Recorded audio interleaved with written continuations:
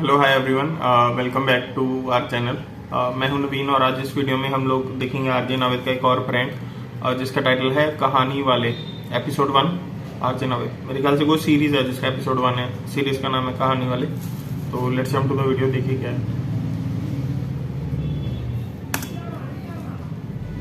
कहानी वाले। ये बात तकरीबन आज से 150 साल पुरानी है। मरोड़गंज नाम का एक राज्य हुआ करता था।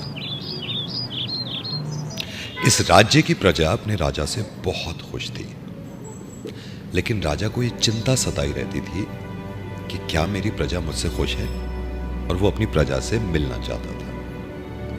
परेशानी ये थी कि राजा दिन के उजाले में नहीं निकल सकता था, इसलिए उसने एक दिन हिम्मत करी और रात के अंधेरे में अपने घोड़े को लेकर निकल गया। क्योंकि रात बहुत घनी थी तो घोड़े के आंखों में धूप चुभ रही थी। अब राजा घोड़े पे सवार होकर मरोड़गंज के जंगलों की तरफ बढ़ने लगा। बहुत दूर जाने पर राजा का घोड़ा थक गया, लेकिन राजा थका नहीं और हिम्मत नहीं हारी, इसलिए पैदल चलने लगा। पैदल चलते चलते राजा को प्यास लगी। प्यास इतनी लगी कि राजा का गला सूख चुका था। राजा परेशान हो गया, राजा बेहाल हो गया। उसने जंगल के सारे कुएं देखे, लेकिन सारे कुएं सूख चुके थे। राजा की नजर पड़ी अचानक से एक झोपड़ी की तरफ। एक मोमबत्ती जल रही है। राजा उस झोपड़ी की तरफ बढ़ा और दरवाजा खटखटाया। अचानक से एक आदमी बाहर आया और ये कहा राजा ने, मैं बहुत प्यास लग रही है, मैं बहुत प्यासा हूं, मुझे पानी पिलाओ। उस इंसान ने राजा की तरफ देखा और गर्दन हिला दी और कहा कि पानी हमारे पास नहीं है। अब राजा का गला और सूख रहा था। राजा मरने की कगार पे आ चुका था। राजा मर रहा था।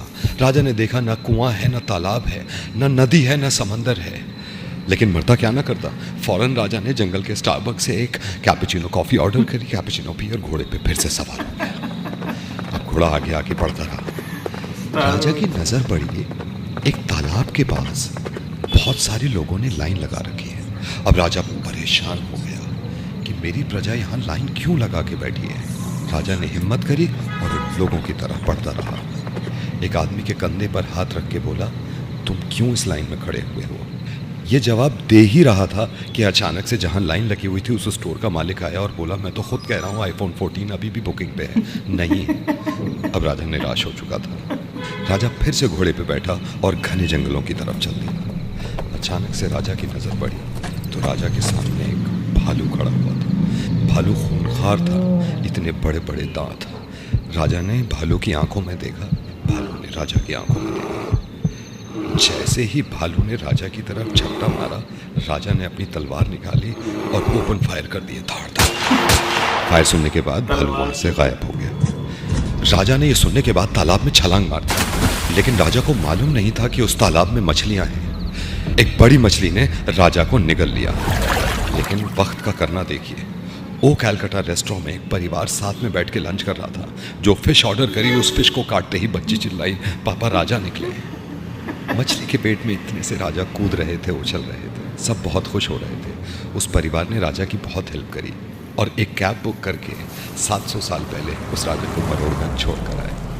इस कहानी से हमें क्या शिक्षा मिलती है? इस कहानी से हमें ये शिक्षा मिलती है कि जब भी पॉलिसी लें, टर्म्स एंड कंडीशंस अच्छी तरह पढ़ें। नमस्कार, और अब आपसे आज्ञा लेते हैं कहानी वाले।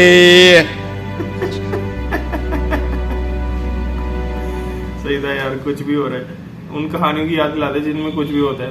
तलवार से ओपन फायर कर दी राजा ने, मछली ने निगल लिया, कुछ भी चल रहा है। iPhone 14 की बुकिंग बंद है, स्टारबक्स से कैपुचिनो ऑर्डर कर रहा है जंगल में, कुछ भी चल रहा है। फनी था। और भी ऐसे वीडियो हम चेक करेंगे। फॉर दैट प्लीज सब्सक्राइब और मिलते हैं नेक्स्ट वीडियो में। Take care, bye bye.